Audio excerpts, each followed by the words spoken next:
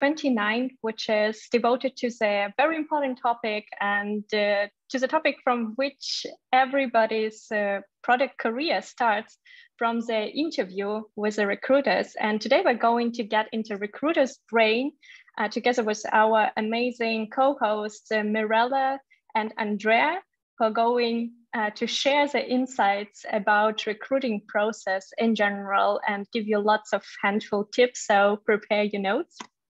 I will also like to introduce the OnProduct as a community, because we are many first-timers here, and then give you a short introduction about how today will unfold. So what is OnProduct? OnProduct is a community of 3,500 like-minded people that are related to product.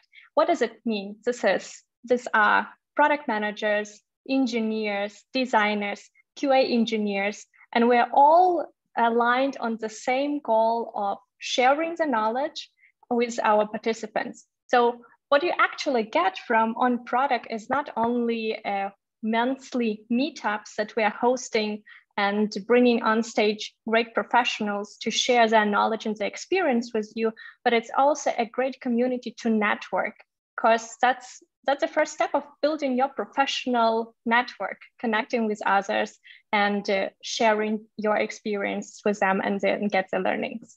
So if you are not yet part of our meetup community, please join. Also follow us on LinkedIn and follow us on YouTube, because every meetup we normally put on live on the YouTube as well.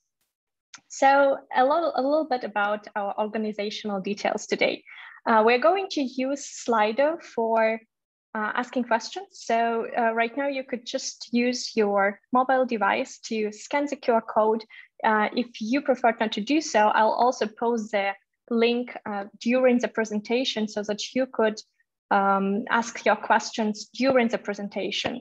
We will tackle those after the presentation is done. So you feel free to post the questions either on Slido or actually raise your hand and then ask it live. I'm pretty sure our hosts would love to engage in the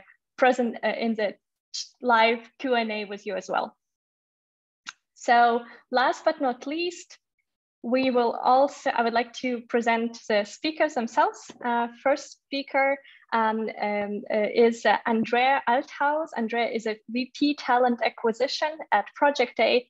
Within the 2 years, she had an amazing career at Project A. She also used to work for the infamous companies like corporate Magna and Kitchen Stories, the kitchen stories that actually Tim Cook visited when visiting Berlin. She also co-founded her own mobile app development company, and that's where she got the insights into product development and product processes. And if this is not enough for you to trust her credibility, she's also lecturing on human resource management. So Andrea, I'm really happy to have you here today and looking forward to the insights that you prepared for us. Our second speaker is Mirella. And Mirella is a senior talent acquisition manager at Project A. She has done a lot of recruiting. She's with the company for 3 years now. She recruited both tech and non-tech, and for the early stage startups as well as PE companies. And she's a big fan of the data-driven recruiting. So if you would like to know more about that, just connect with Mirella on LinkedIn and also hit her up. She's super open to engage with the new connections. And that's about it regarding the presentation. So I'll stop sharing my screen and then Andrea, you can take over. Yes, thanks Alice for the warm welcome. And also hello everybody. Thank you very much for your time. As Alice mentioned already, please feel free to ask questions. Yeah, we have like a short presentation, but mainly of course we are happy to answer your questions doesn't matter in what direction, like don't be shy. We are happy to answer everything. So yes, hello everybody. We are happy, me and Mirella, we are happy to give you some insights about our side from product recruiting.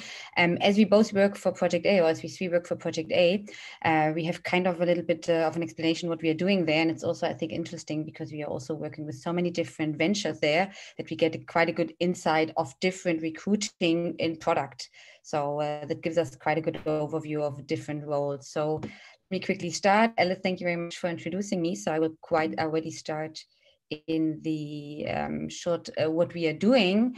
We all work in Project A, and Project A is, as you maybe know, an operational VC. What does it mean? We invest in startups and PE companies and like interesting services and products, and then we help them to grow or to build up the product and to grow. And this is the operational part, what you see here. And just to give you 1-2 facts, we have like about 100 experts in our company, Project A itself. Our portfolio is huge, is bigger, and also, of course, the employers there. It's about 50 investments we have there, focused on Europe mainly. Our assets under management is about 450 million across all the different funds, and we mainly focus on 80% on early stage and 20% on the PE, also the private equity co-investments. If you have any questions regarding to that, also feel free to ask us what does it mean. And maybe also here, what when we're talking about our portfolio, and as I mentioned before, we are supporting our portfolio in recruiting, also on the product department, as Alice has also probably a lot of insights there to share what she did in different product companies, different companies in the product department.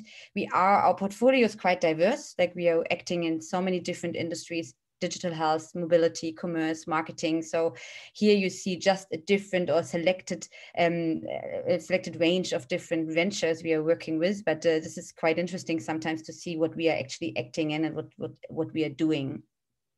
And last but not least, because to give a bit like some meat to the bone in this regard, because I mentioned what we are doing, we are supporting our ventures in recruiting. We act as sparring partners in organizational structure, on team levels, on company levels. We are discussing a lot of seniorities, for example, also performance managing. So everything regarding to talents. And what does it mean? What we are doing in numbers in our department? For example, last year, we supported 17 different ventures in the different positions. We received, and this is, I think, an interesting number because it also gives you a bit of an overview of the product market of last year. We received 923 applications directly to us, and we sourced, so active sourcing we did on over 1,000 people. So the sourcing part is very important. It's also where we find a lot of talents here. And well, we did 125 interviews. That's just like a number. And at the end, we hired 8 people. And here, what is interesting here to say, half of them, like 4 of them, came through active sourcing, through our talent pool. We have an own talent pool where people who are interested can be members, and also through active sourcing to LinkedIn. It's probably not new for you, but it's definitely like our portfolio, and we are sourcing a lot on LinkedIn, and we are also hiring a lot from LinkedIn, where we directly approach our people and having like a short chat and so on. So yeah, this is a bit of us, of Project A and what we are doing. And here, just to see, when I say we are recruiting for our ventures, here you see different, like just different ventures we supported, we hired for, and different roles. So it means we really hire from interns, so very junior level, until to the head of or VP, CPO level. The C level last year we didn't do, as I see here, but we also did like head of positions for different companies. And the interesting thing here is we have also so many different business models and also different products. So this gives like a nice overview of what we are doing, and also what potential is in here. Yeah. And maybe to go a bit more to the topic why we all joined here, recruiting product people. What is important for the process? What is a profile? What does it mean for us? What are we looking for? We will give, me and Mirella, we give you like some insights about that. Yeah, I think mostly is it for you when you ask questions, what you understand here, where you want to have some further informations. So the recruiting process, as you see here, it's like a super basic overview of the process. And it's basically like how every recruiting process is built. Like you have the recruiter section where we from a TA, from talent acquisition, are talking to you. We have the department section where the product department is talking to you, and the team section. And with the recruiter section, what do? We usually should give you an intro and also give you a good overview about the job. Also ask different administration questions, and we test the first soft skills. The soft skills we test are usually quite known, and Mirella will give you a bit more insight about that. So this is like an important step to go a step further. And then the product department, also for Project A, but also at our portfolio companies, of course, we have the hiring manager interviews, like the product interviews, but we also do a lot of case studies, and that's very common in the product field. The case study, well, can be a take-home test, but it also can be done during the interview. So don't be confused if you don't receive it beforehand. It also can be, like in one and a half interview that they test some skills there in a case. Yeah, and the team meets the team. Of course, it's very important to finalize the team fit at the end. So you're not done there. You definitely need to know the team from both sides, if it fits for you and if it fits for the team. Another thing, what I would like to highlight here is the interview structure from our interview. Why do I think it's interesting to know that? Because once you know how the different phases or what parts are included, you can super easily prepare for it, and you also are not surprised about certain questions about certain things. So that's why we also put it in here to show you a little bit. And what you see here, like to have the interview more or less most predictable for you at the end, right? So what we see here is, of course, we have the 1 and 2 section. It's like the welcome phase where we have to get to know each other. Get to know each other is not important, because it's like the first impression you have from each other. So also give at least 1-2 minutes to get to know each other. Talk maybe about whatever, the weather, how your day was, your weekend. Like it's definitely meant to be like this. And then in the second one, we have, of course, the intro. We will introduce us shortly, because, of course, it is necessary. And we will give you an interview overview, what we are doing. If this is missing, of course, please always feel free to ask, because from you, it's super important to know what will happen, the next steps that you can prepare, and then you can answer the best way. And the third step is a bit more, I would say, important for you. It's like the recruiting. It's like we talking about the job, about the company, and what is there interesting for you. Like, please, and usually it makes sense if you listen actively, ask further questions, and also suggest to take notes. Take notes for this interview with us, but also for further interviews, that you are prepared, that you feel knowledge about it, that you are more confident when having another interview with the product department. And then we move to the main stage, or to the main part. What's generally the candidate introduction, like you introduce yourself, and the recruiter's question. And this actually is very important from your side to prepare for yourself. You know, you have to pitch yourself, you know, you have to answer questions, and get to ask yourself beforehand, what does the recruiter want to know from me? How can I guide them through my CV, through my profile? And this apparently in a nutshell, because we don't have that much time, and it's important that you highlight the things you want to know, and that you also ignore the things what you think it's not important.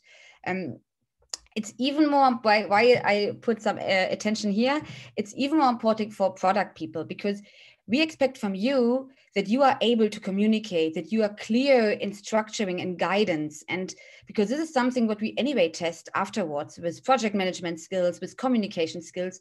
So having already a good in a preparation beforehand and giving a good view on that here, it already reflects us about your skills, what we are testing. So that's why this candidate and recruiter and intro and the recruiter's question is very important from our side, how we already assess you. Yeah, and then this at the end, with the candidate, with the questions, maybe to add on that, what is also interesting, if we answer your question, think about a second and really structure your answers. Structure your answers and answer clearly in a short way, because we will have in-depth question anyway, if it's not enough from our side. Yeah, and then we have the candidates questions. It's what I meant before. Of course, be prepared, have a bit of an insight before the company, but also if you didn't have the time, or if you I don't know, it was not really the timing, be smart and use the step 3 where we're talking about the company and the job to take notes and maybe to add, to question things afterwards there. And the next step is then, of course, finalizing the interview, talking about the next steps, and saying goodbye, because the interview, of course, has set a certain time frame. I see here one or two questions, or is it more welcome? Ah, yeah, okay, it's more welcome. Sorry about that. Yeah, and with this, like the short intro, how we are structuring our interviews and how you can be prepared best way, I would like to hand over to Mirella, who will go a bit more in depth in the skill set what we are testing. Yes, thank you, Andrea, and hi, everyone. Also nice to virtually meet everyone. And indeed, for the next slide, we actually wanted to focus on some skills that we expect from a product person. And here we try to put together the most common skills that we are looking for, because of course it can be different from profile to profile, from company to company. But what is definitely very important for this are the project management skills, because you would be working on projects to develop the product, which would also include in your organizational skills and the time management skills. And that's something that we test either directly by asking questions about your past projects, how you manage that, how did you prioritize, how did you make sure that you met the deadlines you had, but actually also during the interview we test that. Because, for example, if we do say that the interview is going to last 20-25 minutes, then we also expect you to have that a bit in mind and not spend 10 minutes only on one answer, because we have to also respect a bit the timeline of the interview. The second point is the stakeholder management skills, which I would say it's the most common one probably among the product managers. Because as a product manager, you are in between this triangle of tech people, business, and customers, so the users of the product you're developing. So of course, you have to coordinate between all these stakeholders, and that's something that we test actually in the first interview, but also later on in the product interviews or in the case study, because that's definitely very important. Then it's also the tech savviness, because first of all, you do work with tech people, so you have to understand a bit their language and be able to talk to them. But in the same time, it's also the idea that as a product person, you're working with different tools, for example, project management tools or time management tools. And it's also not common that we ask you to have experience in a specific tool, but rather that you are able to learn that tool fast and you can be up to speed in the first weeks when you start a new job, if the company is using other tools than the ones you used before.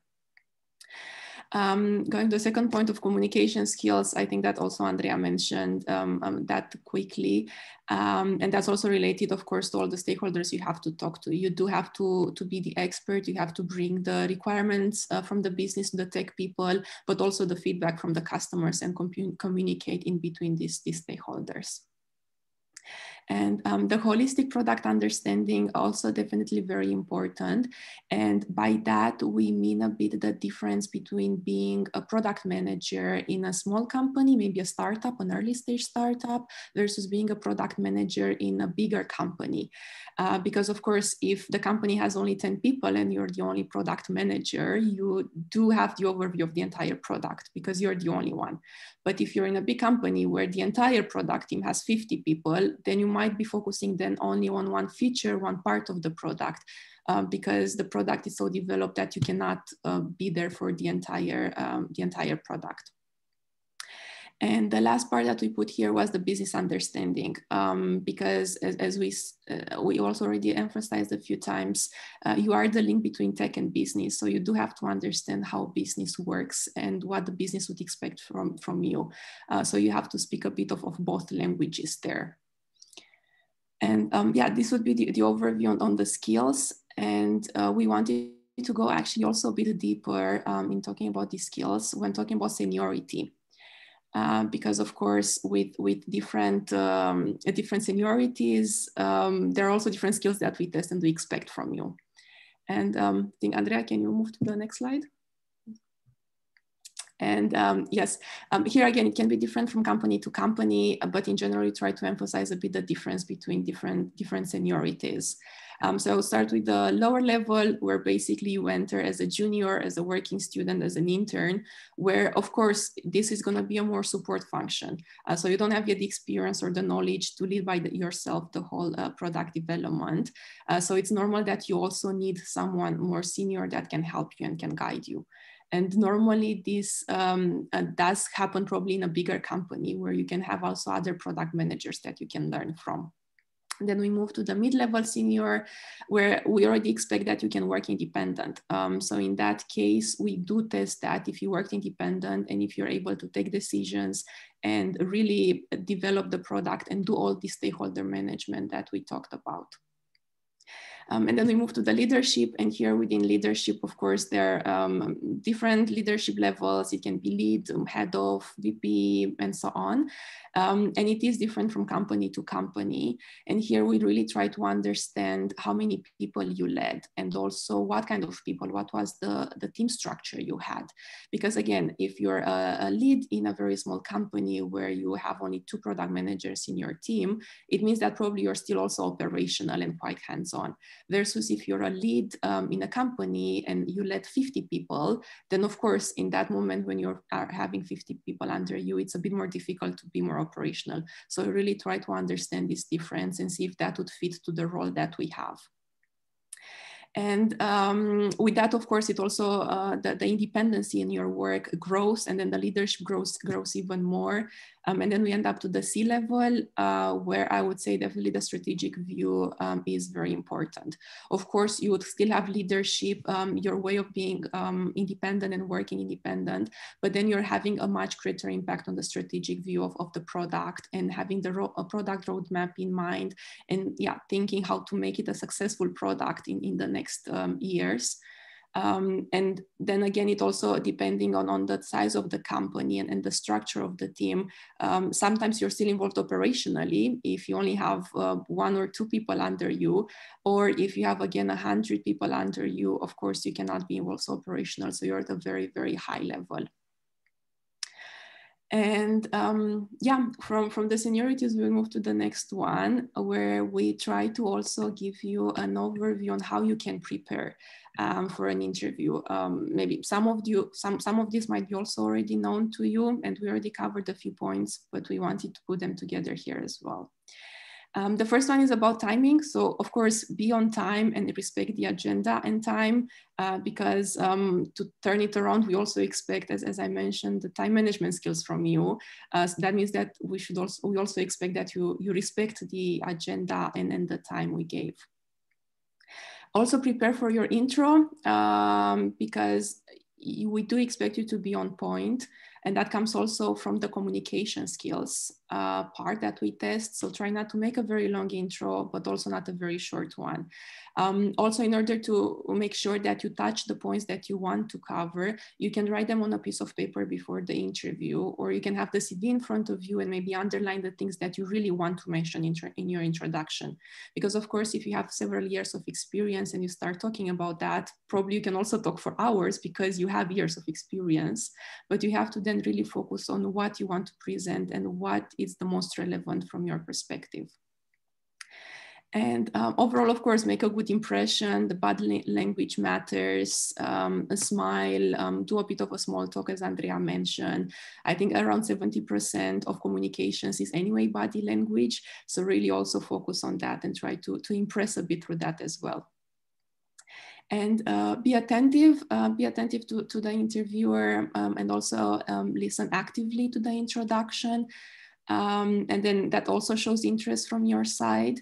And that comes with the next part of take notes. So that also shows that you're listening to it. And then that can also help you for the future interviews, if you can reference to your letters, but also when you talk to the recruiter. If they're making an introduction, then when it's your turn to ask questions, if you made notes, then maybe you can already reference to some of the notes that you had. And it does give us a good impression if we see that you take notes, because it shows that you're interested. And last but not least, of course, ask questions, because at the end of the day, it's also you joining the company and not only the company hiring you. So it's also important that you know about the product, of course, also about the team structure, the company, the culture, because in the end, we also want you to join that company and not just the company to hire you. So you're also committed and to also enjoy your work there. And yeah, I would just summarize everything actually through tip would just familiarize yourself with the product in advance and show interest and motivation. And I think if you try to respect that, even a 20 minutes search before the interview can help. Just Google a bit the company, the product, the LinkedIn page. If they have an app, maybe just open the app and try to use the app yourself. And that shouldn't last more than 20 minutes. And it shows actually, it can really differentiate yourself from the other people. And who knows, maybe it's also a product that you can use. And it happened actually a few times when we were recruiting for a product that then the product manager can also use, because it's a project management tool or a time management tool maybe. So it can actually also be useful for you to find out what that product does actually. And yeah, with that, I would actually come to the last slide because we are done with the presentation or the slides we wanted to share with you. And we would also like to hear from some questions and also have a bit of an open discussion here. Maybe there are also other points that we didn't touch on and you're interested in finding out from us. So I would like to leave also a bit the floor to you for questions. Sounds good. Thank you so much, Andrea and Mirella. I'm gonna share my screen again so that we can go to the Slido and see what is there waiting for us. Yeah. Okay. So.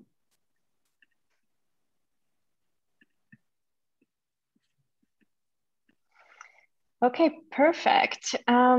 Yeah, there are quite some questions. Okay, so people, if you are interested in some of them, just go through the list and upvote the ones that are more interesting that would move them up, and we will definitely make sure that we cover that. If you don't find the questions that you would like to ask, then just post your own. Okay, so let's maybe start with the first one. Do you have any tips for somebody to get into product not coming from tech? To be honest, Alice, I also would like to have a bit of an insight for this question from your side, because so far I know you don't directly come from tech, right? But you made it like very, like you're now a specialist and you understand everything pretty well, or like very good. Yeah, I'm also very happy to take this question. Maybe after you give a little bit of an introduction from the recruiters, like, so how do you, recruiter perspective, so basically, what is your view on the candidates that, for example, are currently, I don't know, business analysts or strategists or operation people that would like to, that are applying for the intern, I don't know, as a product manager or as a product manager, I don't know, minimum junior, what would you, how do you see them? What is your perception? And then I can of course give some tips. Maybe I can take that quickly. Mm-hmm. Yes, so actually, I think that also shouldn't matter as well, as long as you show interest and something that would show, yeah, exactly your interest and motivation here. So in the case you don't have already experience in product, but you want to shift to that, and then you're applying, maybe also add in your cover letter, why do you want to shift to that? And also some things that you've done in the current role that can maybe show a bit of affinity for product. So it can be that maybe within your role as a business analyst, you helped in implementing a product within the team because they need a time management product, and you help the team in implementing that product. And you can share that and say, okay, I implemented this product within the company. That means that I actually went into the product and understand this product, this technical product. So show us something that can give us a hint that you're into product. And then of course we are open to talk, and then do research on that, then also be prepared and then show interest also in the company's product and try to analyze that. And of course there are nowadays so many free courses, YouTube videos, everything that you can find on that. Do one of the online courses about product management, introduction into product management, and then that can already give you a base, and that actually then for sure you're gonna have our attention. Yes, I would add on that also, I mean, the tools are also often for free, like the basic use, like, I don't know, Redmine, Asana, Jira, like these tools are often usable also on a free version. So it's always good when you maybe get to know about the tool and have a bit of feeling of what does it mean, project management tools, and how you would structure things like that. So yeah, getting to know free tools and having a bit of an insight there would also make sense when entering an interview here. Cool, thank you so much. And maybe I can elaborate a little bit on this one. So I do get many questions regarding how to switch to product from a, for example, non-tech domain, and it could be really tricky. So I do believe that everything is possible. So, and it's just about your dedication and how much time it will take. So I would first focus on building some understanding and knowledge and network around the product management. First of all, you need to decide, okay, so if you are currently working in the domain, are you going to stay in this domain? For example, you are a project manager in a construction. Do you want to stick to the construction? Would you like to be a product manager in this domain? Or do you already have something in mind, like a preference, so that you can, already start specializing in this case?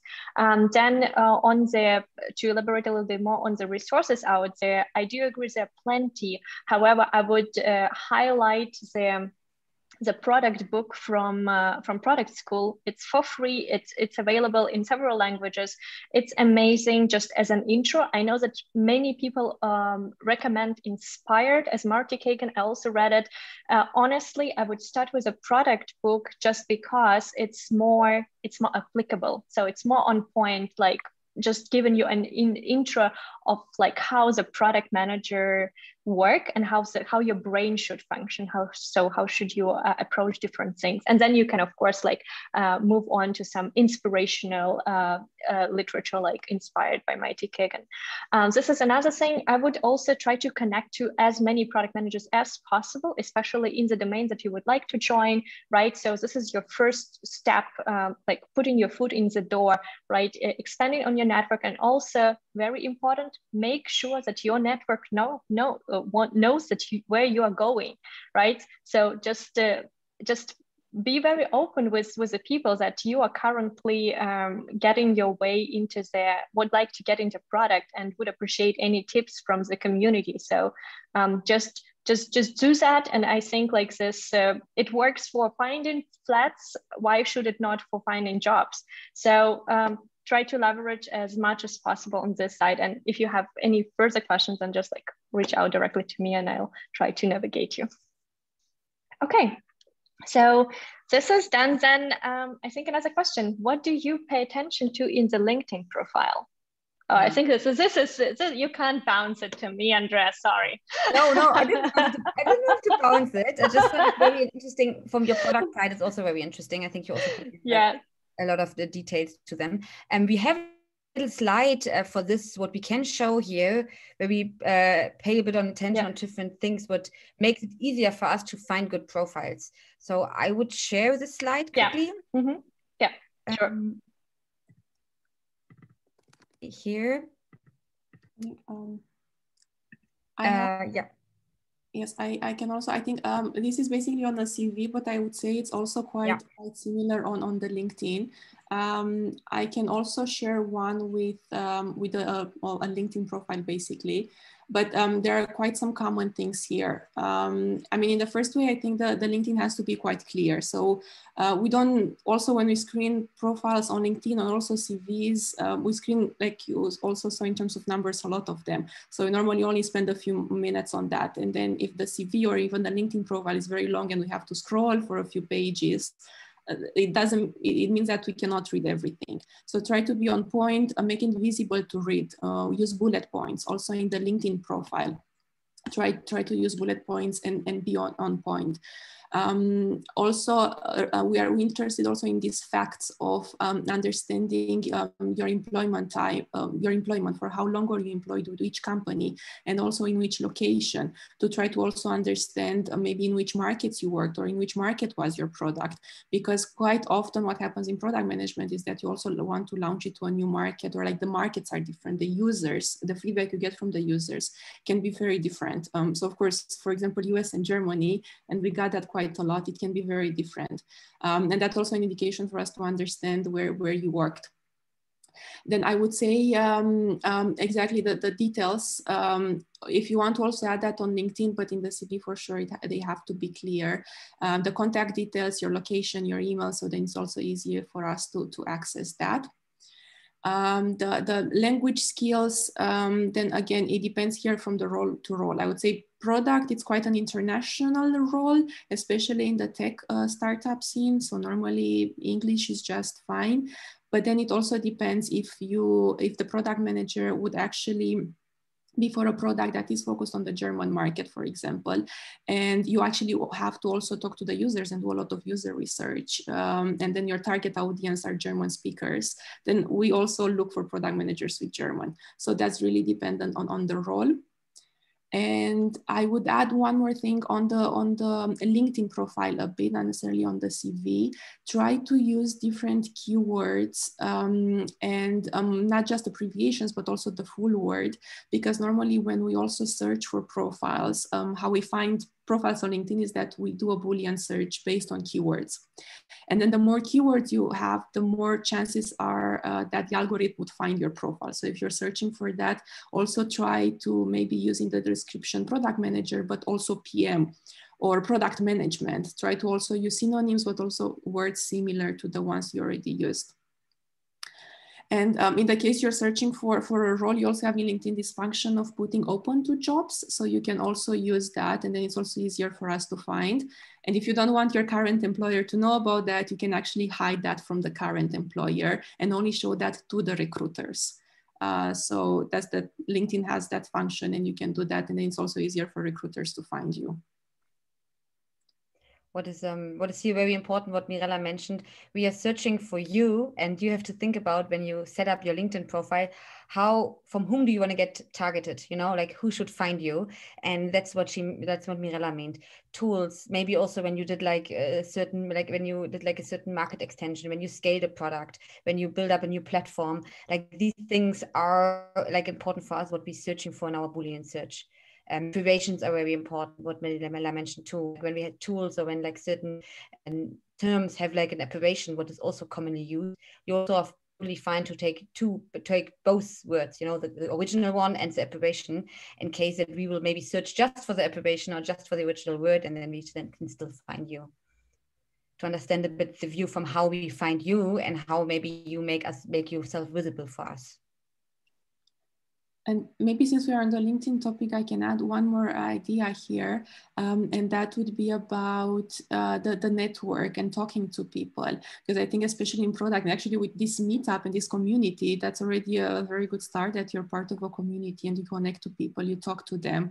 Also on LinkedIn, do that all the time. It helps a lot.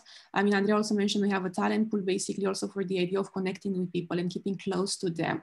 Because also for us, since we recruit for different companies, different roles, it can also be that you're not a fit for the current role, but it does happen that we hire you later in a few months or in a year. And we've seen it so many times, like we are connected to people, and then it's the idea of really finding the right person for the right job and connecting that. So it also helps you to be connected to recruiters, to product managers, to CPOs, and then different people. I think the network is definitely also something that helps a lot. Cool, thank you so much. All right, let's move on. When should salary be discussed? Okay, now we're talking money. And what is the best advice how to discuss it? Tips on salary aspects that should be discussed and which not to discuss?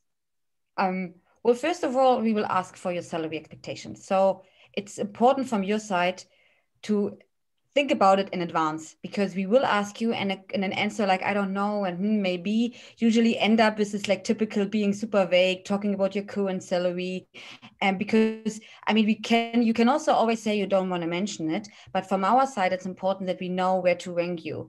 If it's too high, but we really like you, we usually would come up later interviews to you and say, okay, to be honest, your salary is a bit too high for this job. We explain you why, but we also would openly discuss maybe we would negotiate maybe an offer, what you would like, or what also would be fit to our position. So basically, please think about it in advance, because it is a question that will come up, and usually we also already asked it in the first interview. We don't discuss it in the first interview, but we asked it. And just this is generally speaking here, but an advice, well, the advice is a bit like what Mirella also mentioned before. Rank yourself and what seniority you would see yourself. Be able to kind of assess yourself. What are your strengths? What can you do? What are your experiences, years, tools, and so on? Because it makes sense. It matters if you are more medium, junior, or senior, that definitely can change a little bit in the interview, and we can figure out, okay, you are more senior than medium than we expected. But generally rank yourself, be able to assess yourself, and also be honest to yourself. And when you know that, when you know your profile and you know what you're capable to do, ask people, ask recruiters, friends who are recruiters or others, ask product managers how much they earn. And this gives you often a good benchmark what you can ask for. But what's also important here, don't ignore the industry you're working in, and also don't ignore the environment you're working in. What do I mean with that? Industry, I mean, if you work in pharmacy or in mobility, or maybe more in software as a service, they have, for example, pharmacy have totally different salary ranges than the startup mobility. So the industry is important, what you usually get good benchmarks also in the internet.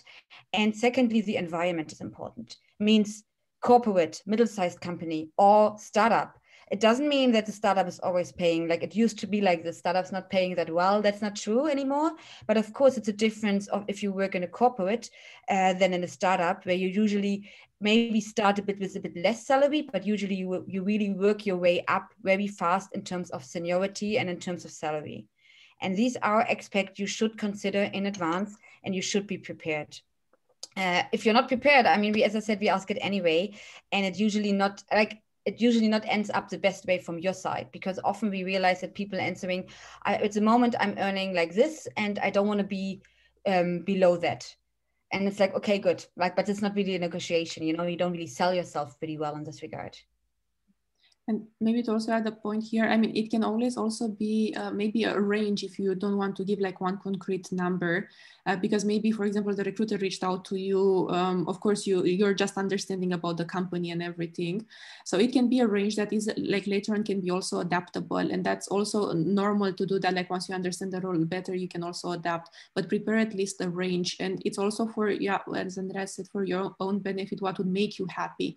Knowing also your lifestyle, knowing your seniority, so you also have some expectations from your side there. Cool, really good one. Maybe from my side, I would add it. I think it's very common in the US and unfortunately not that common in Germany, which I think is a shame. But you should, I mean, it's an interview. You can ask always. So ask about is there shares, because that could be like really an interesting upside for you in the startup environment. Or is there a sign-up bonus? Is there anything else that, for example, that the company can offer like a really high salary, but something that you can really compensate with, And I think this is really important. And now we're actually kind of going beyond that. So also it's a good thing to negotiate over. Yep. All right, so may a candidate refuse to disclose his/her age in fear of age and discrimination or age discrimination? Yes, definitely. Yeah. Also in this case, we never ask for age. You don't have to put it in the CV. It's not a requirement. Some people do it. I think it depends from person to person. But yes, if you don't want to share that, don't, and no one can make you share that. And we never ask for the age. It also includes other topics like family status, religion, your current like generally about your current business status. We would never ask about that. And if you don't want to share that, that's totally fine. If somebody would ask you that in the interview, please, and you don't want to talk about it, please refuse it if you don't want to talk. It's totally fine. Yeah, and sue them for for asking even. No, I'm kidding. But I think it's a taboo topics, right? So. All right, could you throw some light of the types of case studies used for PM interviews and how could it vary from one industry to other? Oof. I think that can be quite a big topic in general. I mean, of course, it depends. Yeah, there are a lot of types, I guess. As Andrea also mentioned, it can be like a take-home test. Maybe some questions that you need to prepare, and then you have to present that in terms of, I think what's very common is how do you see a product roadmap for a product? How to develop a product? Which is your next steps to come up with the next feature, or what kind of feature would you implement to a certain product? And then you would have to prepare that a bit. It can also be a case study where, as Andrea said, you're doing that during the interview, and maybe the hiring manager is going to come to you with a product and say, okay, what do you see wrong in this product? What would you change in this product? How do you improve it? What's your next step to work with this product? And then you have to see, yeah, is the idea of seeing what you think there. So I think, yeah, it can be quite diverse, but normally, of course, there would be about products and how you develop products and relate that probably also to your past experience a bit. And maybe also like when we were talking beforehand about interviews, like the first recruiting interviews, that also makes sense when I mentioned please make notes, because usually the case is related to the current or the future business status of the company you get interviewed for. So when the company is planning internationalization, or like as we said, another product launch or a platform or whatever, usually the case is aligned to that. So when you gather more information beforehand, it gives you some hint and also tips how maybe you can answer it. I mean, not answering, but more like a hint how in what environment are you and what we pay attention to. So these questions are a good preparation for the another interview, but also often for the case. Nice. Thank you so much. I would also like to give a magic wand to anybody who is going to any sort of a product interview. Do a research. And now I'm not talking about the secondary research, because everybody can Google. I'm talking about whatever case you get, like, I don't know, test this feature, blah, blah, blah. Talk to users. Like really this can significantly improve your benchmark against other people who are doing the same case, because everybody can Google and not everybody can talk to people and provide like comprehensive data from the user interviews. So I think that could really improve your game on the interview, on the case study interview. Okay, how important is cover letter? That's a question what they like to be asked, because we know it's a lot of work, a cover letter. I mean, if you don't put a lot of work in it, it's a cover letter what could be sent to every company. So it's also not a good cover letter. If you put a lot of effort in it, it's a good cover letter, but then you of course want that people are reading it, that we are reading it and acknowledging it. So the thing here is for us, it's not obligated, to be honest. It's nice to have sometimes, but it's not obligated. I mentioned before that you, for example, are a junior or come from a different profession and you want to change your profession, then of course a cover letter is very helpful for us to understand why, and also for you to explain yourself. Where do you see yourself in the next steps? If you have like a typical or a bit more a clear CV from a product perspective, maybe you started in a product field, you did some 1-2 job changes, but your CV is quite self-explaining. To be honest, it's not necessary to do one. It's more necessary when it's like a new step or like a new seniority, maybe leadership, what you haven't done before, to express a bit why you want to do leadership, what is your motivation behind it. These things could be interesting, but it depends really a bit on your next step and also on your past experience in product, for example. Maybe also to add a short note here. Yeah, it can be a plus, as Andrea said, depending also on the situation. But what can definitely be a minus if you don't change the name of the company in the cover letter and you send us the cover letter that you also use for another company, and we see that. So instead of doing that, I would rather say just don't send the cover letter. So if you do send it, really pay attention to it, that you don't do this. I mean, we understand you apply to more companies, it's perfectly normal, but try to also adapt that, because unfortunately we do get quite some cover letters where it's not the right name of the company in it. What do you do with those candidates? Do you like, okay, not contact? I would say it also depends a bit on the profile. So we still look at the profile, of course, and understand the experience and what they do, but it brings a bit of a minus. So then it's like we talk to them, if the profile makes sense and is relevant, of course, we talk to them, and then we have to test if they are good enough. But, you know, it starts a bit with a minus there. Yeah, we definitely would test a bit more on the interview, so how precise they are, how structured they are, because the first impression from our side was that they might have a bit of a lack of, structuring yourself or being precise on certain topics.